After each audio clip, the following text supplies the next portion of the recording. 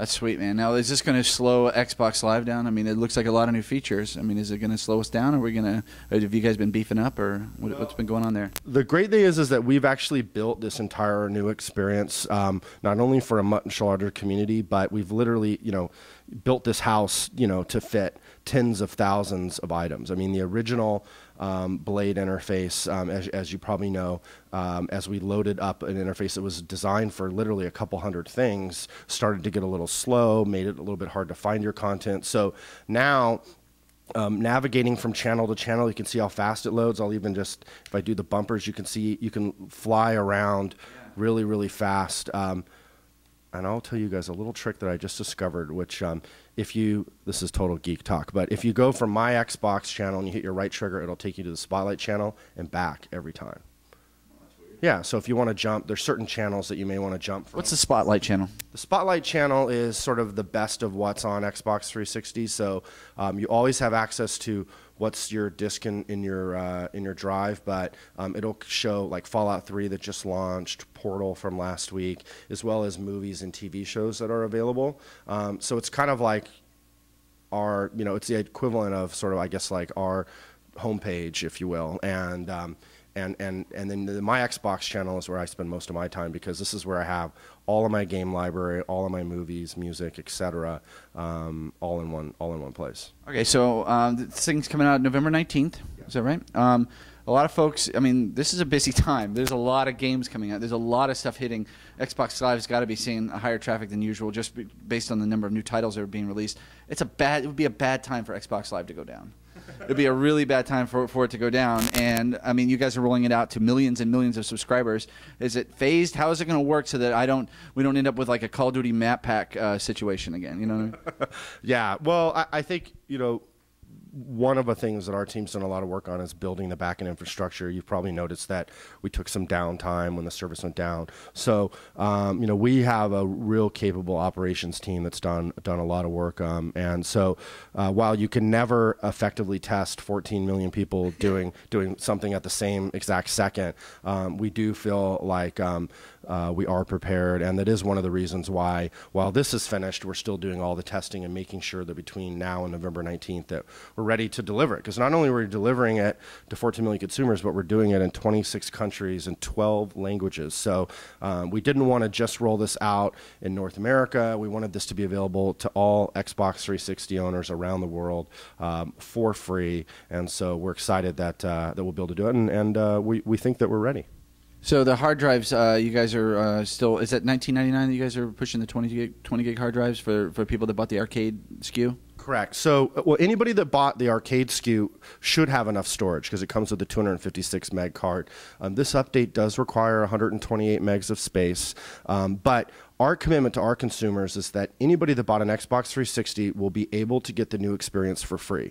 If you say we're somebody that bought like a core unit when we launched and never upgraded your hard drive or just had a really small, first off, you need some type of storage to get on live. So you're talking about, I mean, I don't know if I could find these people if I tried, but ideally it's possible that somebody out there got on live with a 64 meg MU and doesn't have enough free space. Whatever it is, we will send you a memory unit for free, no cost to you. Or if you want to upgrade and get a hard drive for $20, you can add a hard drive to your unit. So we think that we've really gone out of our way to hopefully make that a good experience for our consumers, and that way everybody can get the update on the 19th.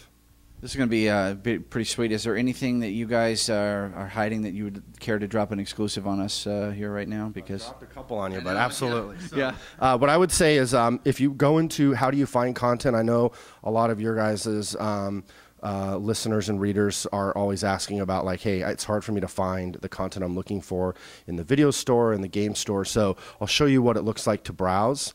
The nice thing is that every category, be it arcade, game add-on content, even new things like community games, Xbox originals, you can always pull up and look at what's new, and you can always look at what's the most popular. So in this case, we launched San Andreas from the original Xbox recently. The same thing for add-on content, arcade content, or if I specifically know I want to find this movie or this game, a lot of people said, how do I search for that stuff? I want search built in. Well, we did a lot of research with folks, and we found that the fastest way to allow you to find content in your living room with the controller, I mean, there's some restraints here, is to actually not have you typing things in, but to actually search alphabetically or by genre or by type. So we have a real deep search functionality. If we use the example of, okay, I want to find Fable 2, I go to F, I go to Fable 2, and I'm there. And you can do this if you're trying to find one of the 12,000 movies and you're like, I want to watch this movie, it's not new, it's not one of the top downloads, you can find it in a matter of seconds. The other nice thing now is that once you select that piece of content, every asset will have, or every movie or TV series or game will have this detailed page. And here you'll be able to, of course, we have the dial-up connection going on here, but you'll be able to get all the feature downloads as well as every single download available for that game all in one page. You can view screenshots of the title. So we're really bringing a lot of the web-like experience to the living room. Yeah, people aren't going to have to go to Kotaku anymore. Oh, they're still going to want to go to Kotaku. Good answer. They're gonna see devil pictures of me. Yeah, right. No, okay, I had a question. I just messed myself up. Yeah, you threw me off my game. You see like the themed background here. I mean, it's visually we're trying to make this, look, much more fun and inviting versus the more kind of 2D text style interface. Imagine a game like Rock Band where you want to have all the songs in one place. You would have that here. Okay, so let's jump backwards a little bit. I mean, this is kind of a big deal, being able to rip your games into the hard drive. Are we looking at a precursor to being able to just download full retail games straight from Xbox Live? I mean, is that coming soon?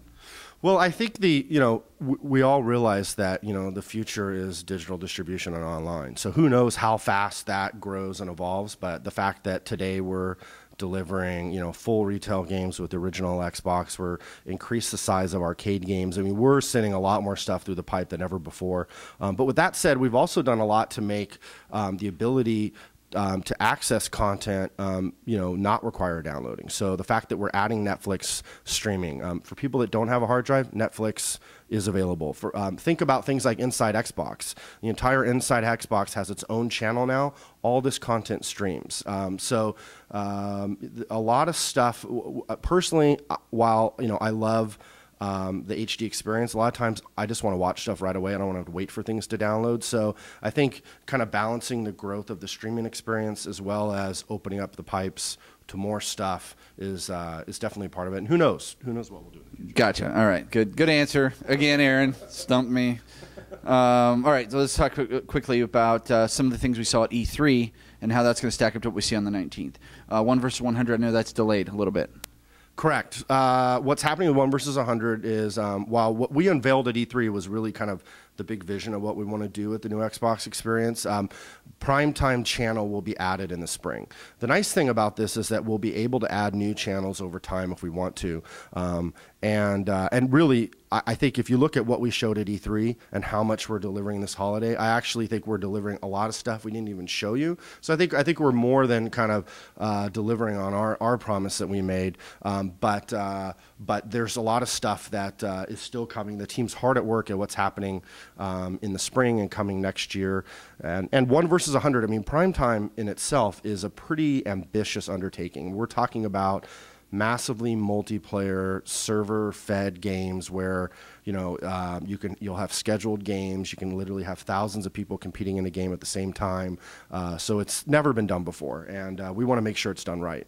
All right. Well, then I guess we'll just cross that bridge when we get to it. With regard, because I want to know what I can win. But yes, real prizes. Yeah, that's what I was thinking. I was like, man. But all right, cool. This is awesome, Aaron. Thank you so much for sharing the new Xbox Live experience. We're all looking forward to the 19th, and now this is the part where we turn off the camera and beg you for a beta invite. So